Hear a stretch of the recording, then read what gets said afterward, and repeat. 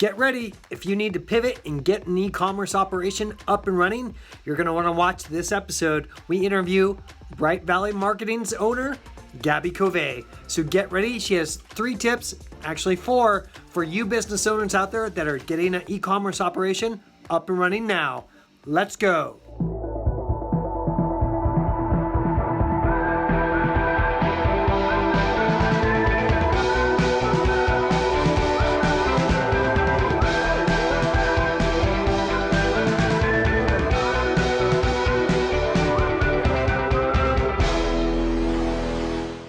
All right, so many of you are having to pivot during this crazy time that is COVID-19, and you're needing to basically overnight develop an e-commerce operation to your business. So without further ado, we want to introduce Gabby Covey and get 4 tips from her as to how to go about getting an e-commerce operation up and running. So I have a few questions for you, Gabby. Welcome to the show. And my first one that I'd like you to answer is, how do you go about choosing which e-commerce platform to go with? There's a few prominent ones out there. How do you go about doing that? Choose your e-commerce platform wisely. There's a lot of e-commerce platforms out there, but you probably already heard about this, but Shopify is one of the most popular, if not the most popular platform out there.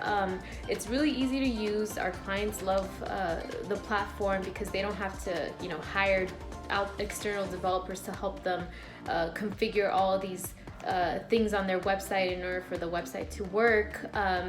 What's really nice about Shopify too is that the platform provides you with different themes that you can use to kickstart your site without having to again hire developers to design your website and get it up and running. You can already just plug and play your content on existing themes, and some themes are free and some I think you have to pay for, but it doesn't cost you an arm and a leg compared to what you would pay for getting your website custom designed like in WordPress or something by an agency.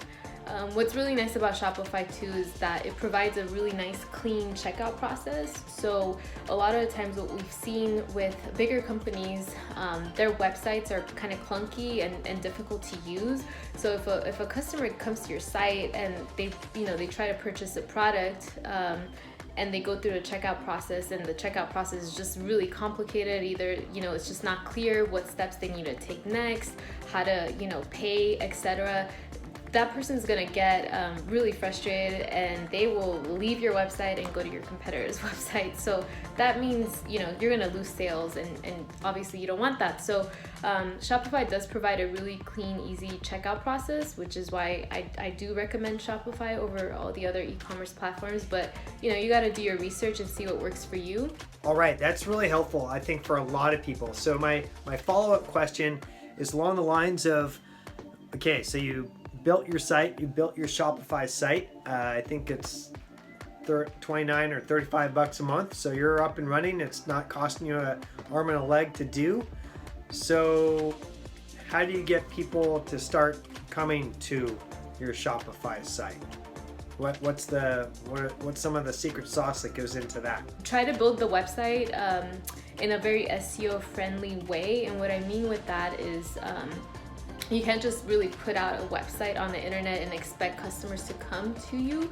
You need to be aware of how you need to get those customers through your online door. So search engine optimization is our marketing specialty, and it's one of the ways that we get customers more traffic and get them more sales and get customers to find them online. So my go-to resource for like the latest cutting edge SEO, and I should say DIY SEO, is Brian Dean from Backlinko. He provides a ton of resources, most of which are really free. You don't really have to pay for. He does have a premium program, but most of his stuff is free, and it contains such a wealth of information about how to set up your website in an SEO friendly way, so that way you can get those potential customers through the door. So in the process while you're doing that, you might have some questions or need some help. about how to implement, a certain SEO tactic or element on your site. So don't be afraid to ask for external help. There's a lot of smart people on websites like upwork.com where you can find freelancers that specialize in SEO and other marketing aspects, and you can also just hire an agency. Right now, with the whole pandemic crisis going on, a lot of agencies are either providing reduced or even free help to struggling business owners.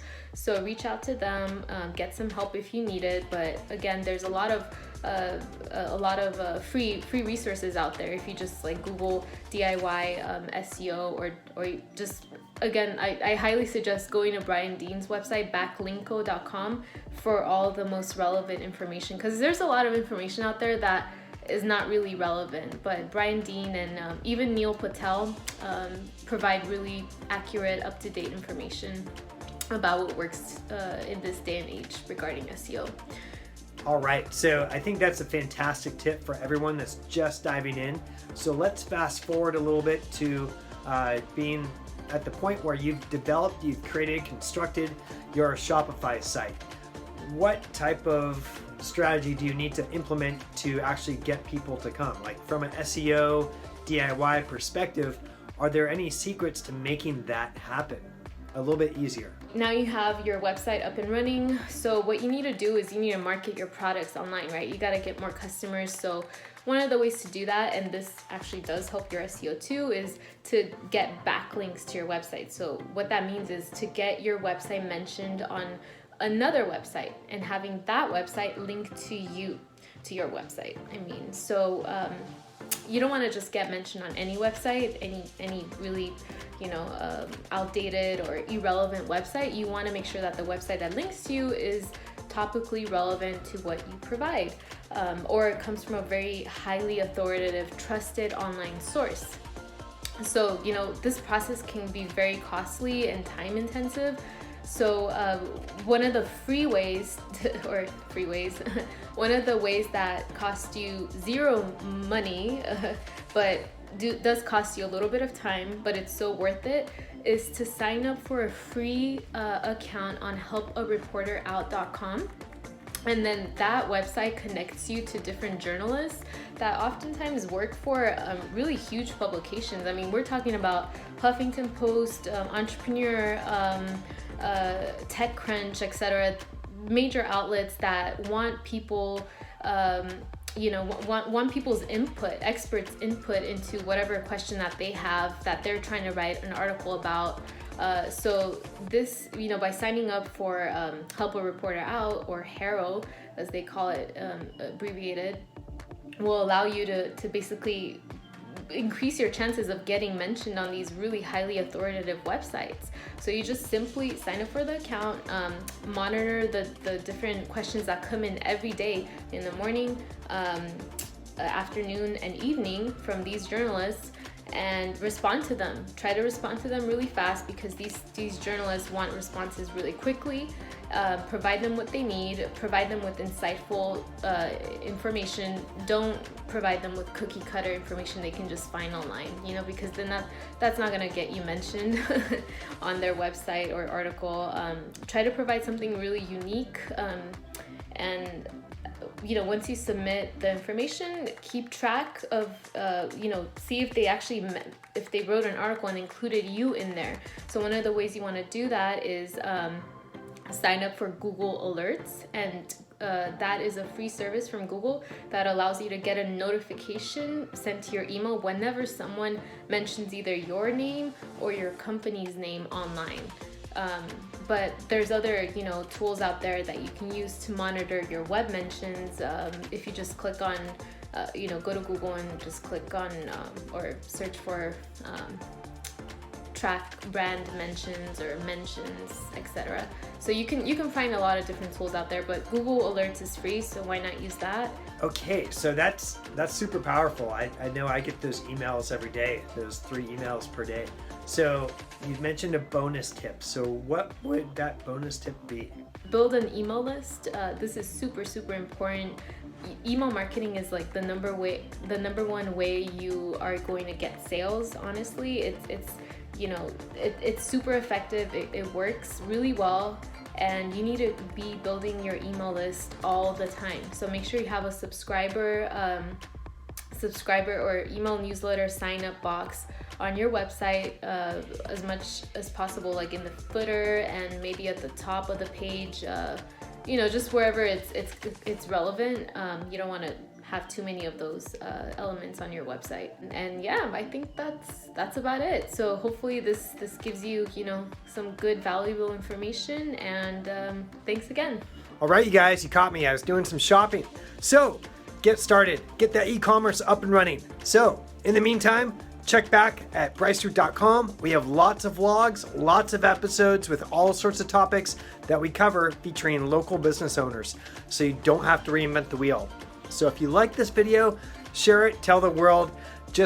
My main goal is to make sure that business owners out there are not having to reinvent the wheel. So stay tuned, many more interviews coming soon. Bye, you guys.